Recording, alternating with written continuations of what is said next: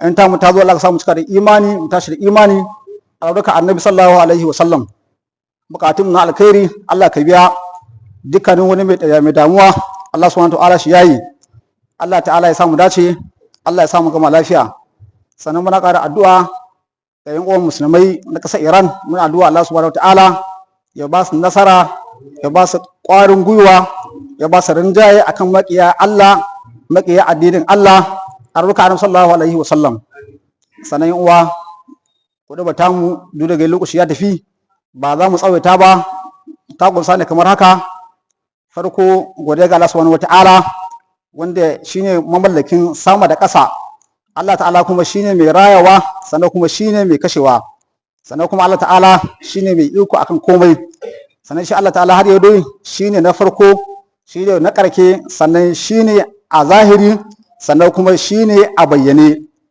Lalle mun shaida babu abin bauta da gaskiya sai Allah, shi kada yake bashi da abokin tarayya, wanda ya ainihin saukar da alkur'ani mai girma a cikin wannan wata domin ya zamanto shirya ga mutane, a kuma bayyana wa mutane ainihin shirya da ainihin halal da haram da gaskiya da ƙarya.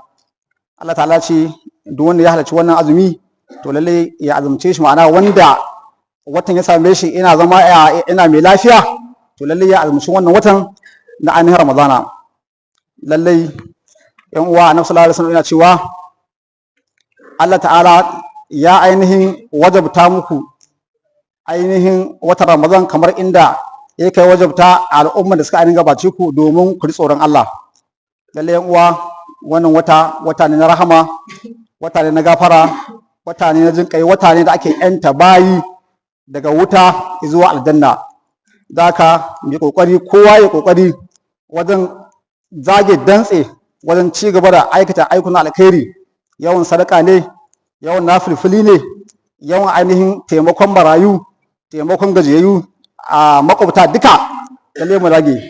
Annabi sallallahu alaihi wasallam yana cewa duk wani ya azumci watan azumin Ramadana yana mai imani sannan yana mai neman lada, Allah ta'ala zai gafarta masa dukkanin zunuban da ya aikata a baya. Annabi sallallahu alaihi wasallam yana cewa lalle Allah subhanahu wata'ala idan wannan wata ya shiga, Allah ta'ala yana bude kofofin aljanna, sannan kuma yana ainihin kulle kofofin wuta.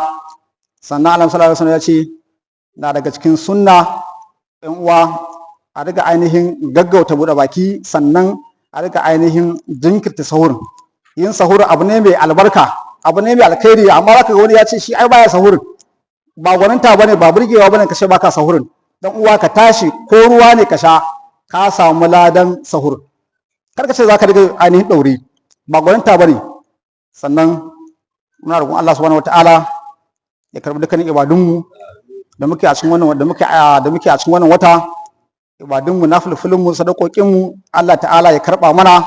Sannan muna addu'a Allah ta'ala ya samu a cikin bayinsa yantattu cikin ainihin wannan wata. Albarka na sallallahu alaihi wa sallam. Sannan har yau muna ƙara addu'a da wacce ƙasa ƴan uwan musulmai, Allah ta'ala ya ba su nasara, Allah ya ba su nasara akan maƙiya addinin Allah, maƙiya addinin musulunci, maƙiya manzon Allah sallallahu ta'ala alaihi wa sallam. Alhamdulillah. Alhamdulillah. Alhamdulillah alladhi mulku as-samawati wal ard yuhyi wa yumiit wa huwa ala kulli shay'in qadir. هو الأول والآخر والظاهر والباطن وهو بكل شيء عليم. أشهد أن لا إله إلا الله وحده لا شريك له القائل شهر رمضان الذي أنزل فيه القرآن هدى للناس وبينات من الهدى والفرقان فمن شهد منكم الشهر فليصم ومن كان مريضا أو على سفر فعدة من أيام أخرى. وأشهد أن سيدنا وحبيبنا وشفينا محمد الفاتح الكاتم المبعوث رحمة للعالمين وعلى آله وصحبه وسلم تسليما كثيرا. الحمد لله رب العالمين.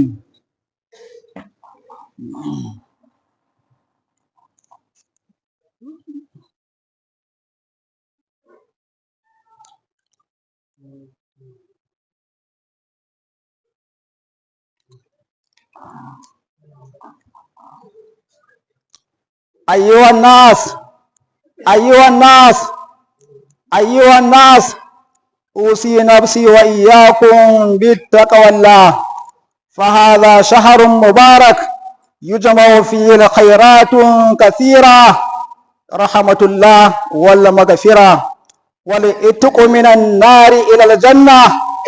قال الله سبحانه وتعالى في كتابه الكريم: يا أيها الذين آمنوا كتب عليكم الصيام كما كتب على الذين من قبلكم لعلكم تتقون، أياما معدودات، فمن كان منكم مريضا أو على سفر فعدة من أيام أخرى، وعلى الذين يطيقونه فدية طعام مسكين، فمن تطوع خيرا فهو خير له، وأن تصوموا خير لكم إن كنتم تعلمون. وجاء في الحديث عن أبي هريرة رضي الله تعالى عنه قال صلى الله عليه وسلم: قال الله عز وجل: كل عمل ابن آدم له إلا الصيام فإنه لي وأنا أجزي به، والصيام جنة، فإذا كان يوم صوم أحدكم فلا يرفض ولا يسخب، فإن سابه أحد أو قاتله فليقل إني صائم، والذي نفس محمد بيده لخلوف فم الصائم أطيب عند الله من ريح المسك. للصائم فرحتان يفرحهما: إذا أفطر فرح بفطره، وإذا لقي ربه فرح بصومه، متفق عليه. وفي رواية الأخرى: يترك طعامه وشرابه من أجلي، الصيام لي وأنا أجزي به.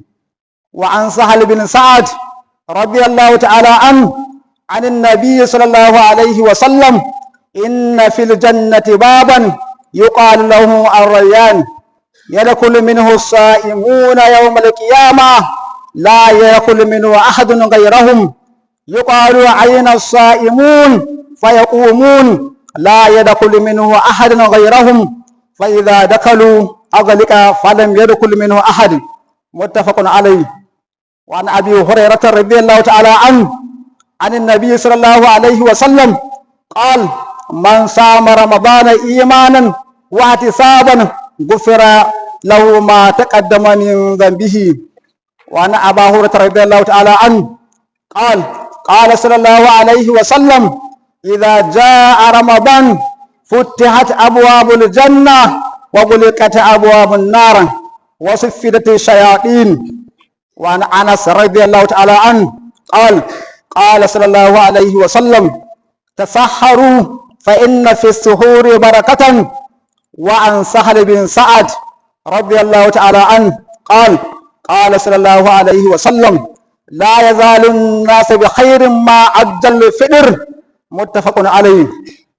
اللهم اعز الإسلام والمسلمين وأذل الشرك والمشركين ودمر أعداءك أعداءنا أعداء الدين وانصر عبادك الموحدين في إيران.